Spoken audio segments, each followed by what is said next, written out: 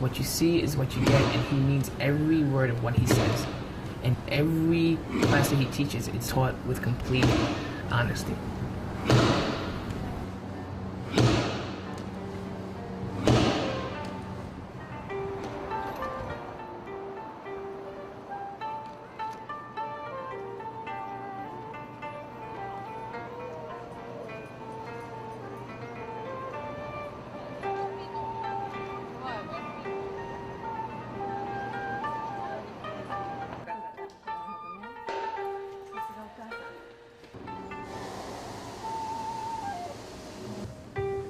There's a tradition that goes on in this dojo, this karate club, that you wouldn't expect to find on the Upper West Side of Manhattan. Here amidst Lincoln Center, the Metropolitan Opera, and these oases of gourmet delights, you've got Tokyo on the Hudson. And Mori Sensei's dojo is not another Tiger Schulman or a Black Belt Academy. In this humble, traditional dojo, every action that's performed, each ritual that takes place, is part of a larger design that Mori Sensei has in mind for his students. Here is this Japanese man who's been teaching traditional karate in the same building for 35 years, who barely speaks English, but yet is able to transmit these moral and spiritual principles in his own very unique way. Yeah, but your punches are poor. He doesn't treat every student exactly the same way. All the time. Must look. It boggles the mind when you watch him in a class. He's dealing with this person's insecurity, and then this person's fear, and this person's aggressiveness, and this person's cruelty. And it's all guised in the mask of a karate class. Your big body. Come on, right. And that is what makes him truly, truly unique as a teacher. People study martial arts for all sorts of reasons. You can go someplace to learn to defend yourself, like a gym, and learn how to box. And you can go to a health spa to get fit. Why you choose a medium like a martial art to be your preferred form of study, it's because there's a unique aspect to that study. There's a process that a true karate teacher puts you through. It's about self-exploration, it's about facing fears, it's about dealing with your own personal quirks and issues, and having this medium of a very strict training regime being the place where you examine all of that. それはね、私の指導方針として、国内国際の社会にね貢献できる人物を空手道を通じてね、その汗の中から養成をしたいね。21世紀になったから言ってね、21世紀の空手は私は教えません。昔の空手を教えます。それが21世紀から22、23ね、ずっと続いていく基礎になると思います。ただ21世紀になったから今度はその1世紀のようなモダン的なことは決していたしません。Orito Sensei, who was the founder of the New York Karate Club, explained that when the JK wanted an instructor to take over his karate club, they wanted a lot of people to take this position. Many famous instructors came to New York. Mori Sensei came in 1968. At the end of all that, he wanted him. He says, of all the people that have come through here, the guy I'm willing to give up my club to is this man. The others were very interested in, how much money they were going to be paid, and where would they live, and what kind of stipends would they get, and others were like, well, what's the nightlife like in New York, and where can they hang out? And he says he really didn't want that. Mori Sensei came, and he knew his job was to develop a school, And he wasn't concerned with any of those things. He didn't come here to womanize, he didn't come here to drink and to party and to make a lot of money.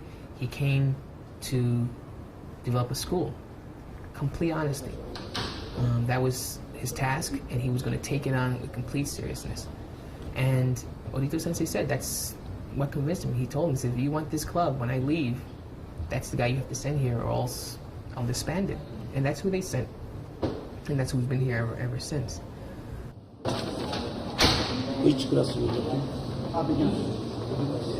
Monday, Wednesday, and Saturday. And then starting the beginning of the month. Okay. If you want today, 출동! 아이스! 네! 3! 3!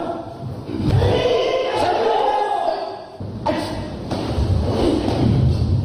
네! 5! Don't stiff the arms.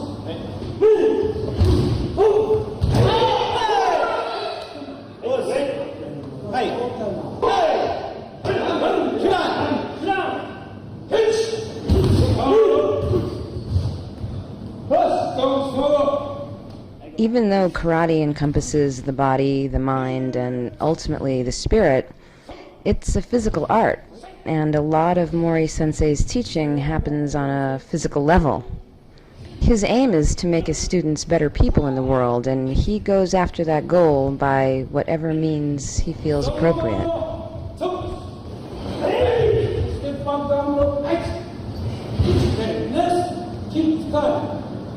Don't move the arms. Stay from here.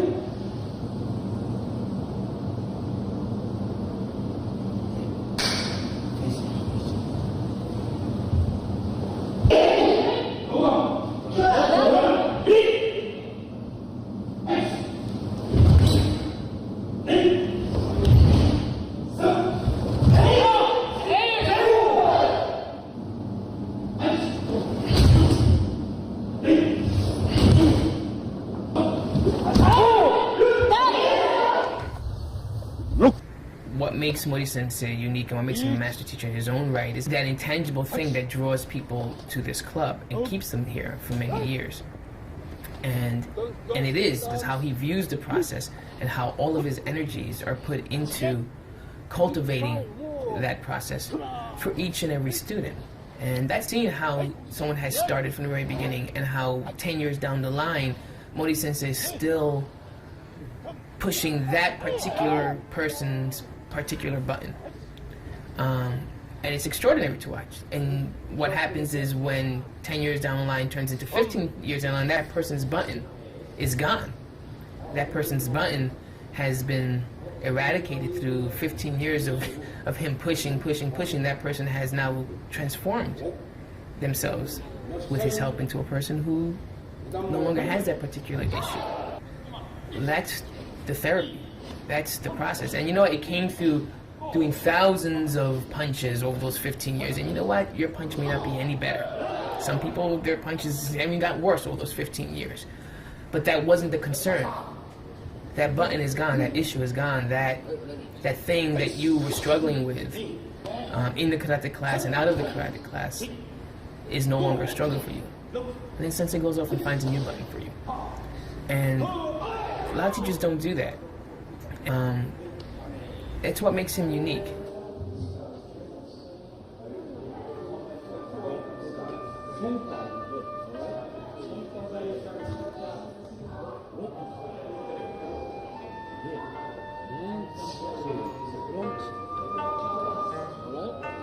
If I had to describe him in a single word, he would be sincere.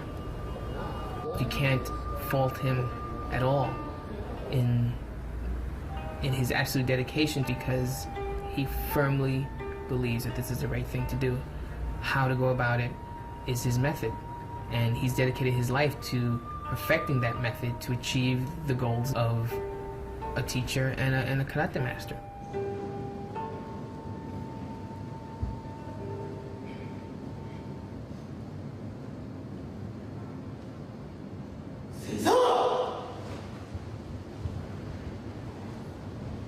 When I close my eyes and I think about karate, and moments of meditation before and after a class.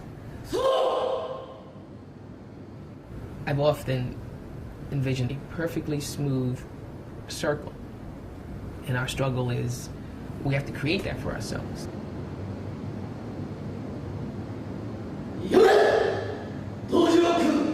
Seek perfection of character. Seek perfection of character. Be faithful. Be faithful.